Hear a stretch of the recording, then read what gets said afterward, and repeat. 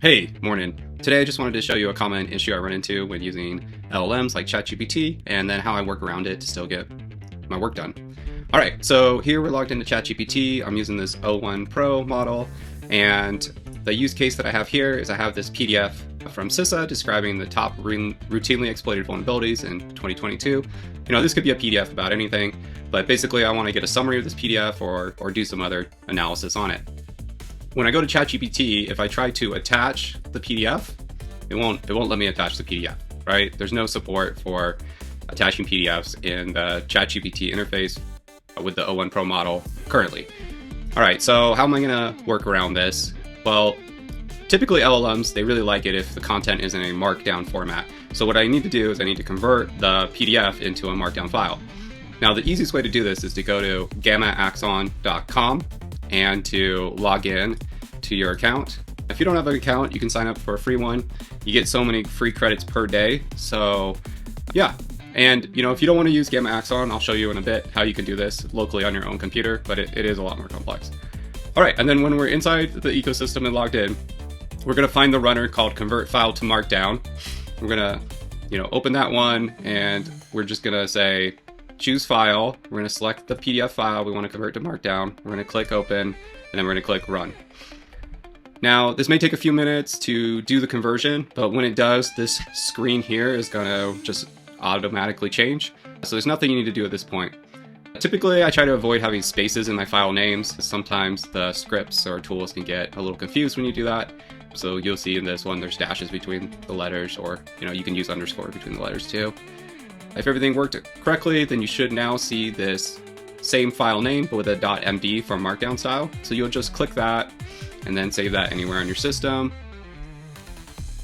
And then when you go ahead to open that, you'll now see that the document has been converted into a format that's really friendly for the LLM to parse.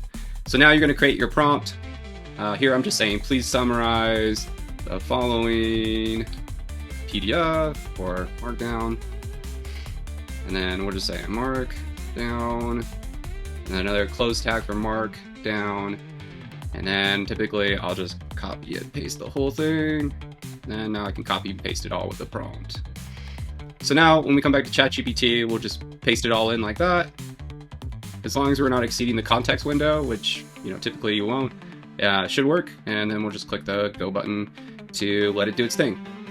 All right, while ChatGPT's thinking about that, I'm just going to show you how you can kind of do this on your own on your local box if you don't want to use the easy-to-use SaaS service. So all the runners that I create or scripts that I create for Gamma Axon are inside my GitHub repo here, this TweakFox GitHub repo, and they start with the runner name. So in this case, you can find the runner. It's called Markdown, and here you can see the app.py for that runner.